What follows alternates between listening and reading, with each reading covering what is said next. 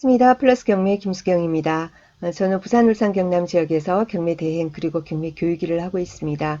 오늘은 저희 교육생 낙찰건 한 건 소개를 드리려고 합니다. 공부 같이 해봐도 좋은 사건 아닌가라는 생각이 들어서요. 좀 자랑도 할 겸 12월 23일 날, 그러니까 지난달 12월 23일 날 낙찰 받은 사건입니다.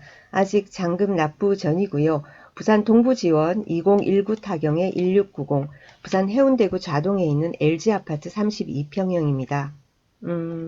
LG아파트는 그 해운대 신시가지 그 가운데 보면은 장산역이라고 있거든요. 지하철 2호선 장산역 기준에서 보면은 조금 멀어요. 걸어가기에는 역세권이 아니에요. 그런데 동해선 생기면서 동해남부선 생기면서 신해운대역이 LG아파트 바로 옆에 생긴 거예요. 그래서 여기가 이제 초역세권 아파트가 돼 있거든요. 그리고 인근에 초중고 도서관 뭐 다 있고 교육 환경이 굉장히 좋아요. 그리고 32평형이 몇 개 동이 있는데 경매 나온 이 건 같은 경우에 보니까 동간거리가 굉장히 이렇게 좀 넓게 확보가 되더라고요.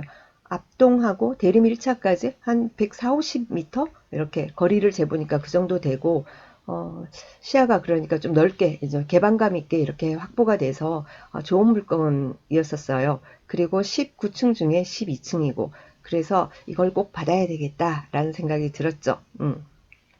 감정가는 4억 천이었었어요. 감정가는 4억 천인데 이게 뭐 작년 3월 달에, 그러니까 2019년 3월 달에 경매 신청 들어오고 이제 가격 이제 감정평가가 된 거니까. 근데 저기 해수동, 그죠? 부산 해운대구, 수영구, 동래구가 조정 대상 지역에서 해제가 되면서 지금 시세가 많이 올랐지 않습니까? 그래서 한번 유찰돼서 3억 2,800이란 금액이었는데도 불구하고 저희가 1차 금액을 넘겨서 받았습니다. 4억 1,860만 원. 안정권은 4억 2천 몇백 정도가 되겠다. 이렇게 봤는데 약간 힘 빼고 들어갔는데도 어떻게 운 좋게 받았습니다. 12명 입찰했었고요. 그렇고요. 자, 그러면은 권리 분석 한번 들어가 보겠습니다. 같이. 등기부 보실까요? 등기부 보니까 96년 12월 31일 날 소유권 이전 매매, 지금 현재 소유주가 됐습니다. 첫 분양받은 분이시죠. 그러니까 이때 해운대 신시가지가 첫 입주들을 시작을 했으니까요. 96년 겨울에. 그리고 2016년 8월 18일 날 농협 남천동 지점에 근저당이 있습니다. 여기가 말소 기준 등기가 되거든요. 그리고 그 뒤에 가압류가 있고 그 다음에 임의경매 농협에서 들어왔습니다. 근저당권자가 경매를 신청을 한 거죠. 자, 그러면은 여기서는 말소 기준 등기가 어떻게 됩니까? 2016년 8월 18일 날 근저당. 여기가 말소 기준 등기가 되는 거죠. 그죠? 그러면은 이 날짜보다 앞서는 누군가가 있나 우리가 봐야 되겠죠. 보니까 소유자는 송모 씨예요. 송땡땡 씨 됩니다. 자, 그런데 여기가 살짝 지워졌네요. 엄모 씨예요. 전입이 돼 있는 사람이 2002년 4월 13일 날 해서 엄모 씨 해가지고는 이렇게 전입이 돼 있었습니다. 그러면은 우리가 이렇게 조건으로 봤을 때는 말소 기준 등기보다 앞서는 사람이 있는 거잖아요. 그렇지 않습니까? 그래서 여기 같은 경우에는 그러면은 선순위 임차인인가? 라는 걱정을 하게 됩니다. 그죠? 그런데 어제 우리가 수업한 거, 이거는 위험해요. 입찰 들어가지 마세요. 하고 저희가 안내를 드렸던 왜 그 두 번이나 잔금 미납했던 그 사건 같은 경우에는 어떻게 되냐면 여기는 말소 기준 등기가 근저당이에요. 담보대출인데 거기 같은 경우에는 가압류였죠. 그죠? 그렇지 않습니까? 이게 지금 상황이 다른 겁니다. 자, 왜 그 말씀을 드리냐면은 보통 은행에서 담보대출이 나갈 때 소유자 가족이 아닌 다른 사람이 이렇게 전입이 돼 있다. 그런 경우에는 뭡니까? 그 사람을 불러서 무상거주 확인서에 날인을 받습니다. 가족, 그러니까 배우자 간에는 임대차가 성립이 안 되죠. 그죠? 그런데 형제가 있다 하더라도 그 사람 불러서 받게 돼 있는 겁니다. 그렇게 되거든요. 근데 여기 같은 경우에 벌써 2002년도에 전입되어 있는 사람이 있는데 농협에서 대출이 나갔단 말이에요. 이거는 가족이란 말이죠. 그죠? 이 뭡니까? 여기 소유자하고 이 세대주 간에 그거는 거의 뭐 부부, 가족이라고 보시면은 틀림이 거의 없습니다. 뭐 100% 제가 책임져요 이런 말씀 못 드리지만은 대부분 그렇습니다. 자, 그러고 한번 그러면은 현황조사서 보겠습니다. 법원의 현황조사서 보니까 현황조사서에는 어떻게 돼 있냐면은 관할 동사무소에서 목적물 주소지로 전입 신고된 세대를 열람한 바 땡땡씨가 전입이 돼 있다. 그냥 그거예요. 그리고 전입 날짜는 2002년 4월 13일이다. 그리고 나머지 그 뭐죠? 보증금이라든가 뭐라든가 뭐 이런 거에 대해서는 전혀 모르겠다. 이렇게 돼 있어요. 자, 그런데 여기 보면은 당사자 구분에서 임차인 이렇게 돼 있죠. 이렇다고 해서 법원에서 현황조사서에 이렇게 돼 있다고 해서 우리가 생각하는 뭡니까? 그 임대차 계약을 정식으로 한 임차인이다 이런 의미는 아니에요. 소유자가 아니기 때문에 당사자 구분에 그냥 임차인 이렇게 돼 있는 거예요. 점유한 사람이 업모시고 당사자 구분에 임차인 이렇게 돼 있는 겁니다. 그리고요. 그러면 매각물권 명세서 한번 볼까요? 매각물권 명세서 보니까 최선순위 설정 말소기준 등기가 2016년 8월 18일 근저당이고 그리고는 점유자가 있다. 점유자 업모씨가 있는데 모르겠다. 뭐 점유 근원은 주거 임차인인가 알 수는 없는 거예요. 다 그래서 미상 돼 있고 전입 날짜만 2002년 4월 13일 이렇게 돼 있는 겁니다. 그죠? 그래서 저는 아까 그런 말씀 드렸잖아요. 담보대출 나갈 때 그런 거 다 확보하고 나갑니다. 대부분은. 하지만 법원에서 매각물권 명세서에 그런 거를 기재를 해줍니까? 어디? 안 해주잖아요. 그죠? 자, 그러면은 우리가 어떻게 합니까? 보통 전화를 합니다. 전화를 하게 돼요. 채권자 측에 담보대출한 채권자 측에 전화를 해가지고는 그 부분을 이제 문의를 하거든요. 문의를 하면은 대답을 잘 해주는 데도 있고 그냥 개인정보라서 말씀드릴 수 없습니다. 이렇게 답을 하는 경우가 많이 또 있습니다. 자, 그런 경우 어떻게 합니까? 어떻게 해요? 자꾸만 질문을 잘 해야죠. 네, 저도 여러 번에 걸쳐서 이제 막 상황을 설명하면서 이제 답을 유도를 하고 안 해주면 쫓아가기도 했고요. 기다려가지고 담당자 붙들고 막 물어본 적도 있고 여러 상황이 있는데 사실은 거의 담보대출 나간 경우에는 하자는 없더라고요 지금까지. 그래서 이제 또 확인도 했고 그리고 또 등기부 보면서도 고민을 많이 했어요. 등기부를 이렇게 열어봤습니다. 등기부 열어봤는데 96년도에 이 집이 분양을 받았잖아요. 분양받았지 않습니까? 그런데 을구에 보면은 근저당 이런 내용이 나오지 않습니까? 보니까 그러니까 을구 순위번호 1번 여기 보면은 2005년도예요. 2005년도 이때부터 이제 농협에서 받았더라고요.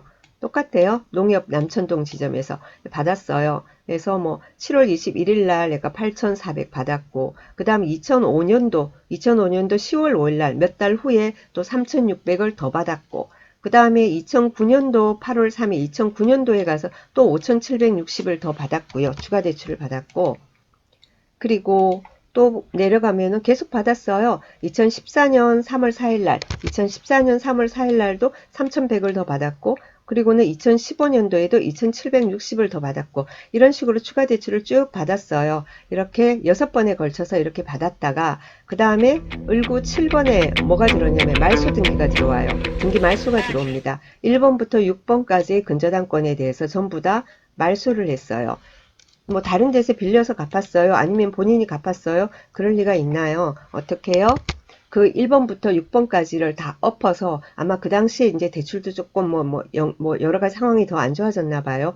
그래서 근데 집값이 많이 올랐잖아요. 그래서 오른 집값을 기준으로 해가지고는 채권 최고액 3억 7,680까지 최대한으로 많이 받으면서 그 앞에 거는 말소가 된 겁니다. 이렇게 하나로 이제 정리가 된 거예요.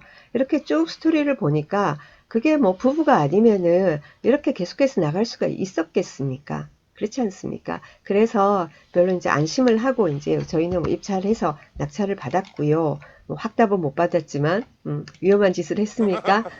그건 아니고요. 그리고는 이제 이 채권이 이제 원래는 농협이에요. 그래서 농협 남천동 지점을 해서 쭉 했다가 나중에 이제 경매 진행하면서 어떻게 바뀌었냐면 유동화 전문회사로 넘어갔어요. 유동화 전문회사로 넘어가서 이제 이쪽으로 해가지고는 저희 이제 교육생이 열심히 또 전화를 또 했죠. 전화해가지고는 그리고는 뭡니까? 이런 경우는 그러니까 세대주가 이렇게 여기 이 소유주가 소유주 주소가 처음엔 LG에 있다가 지금은 LG에 있지 않거든요. 다른 데가 있어요.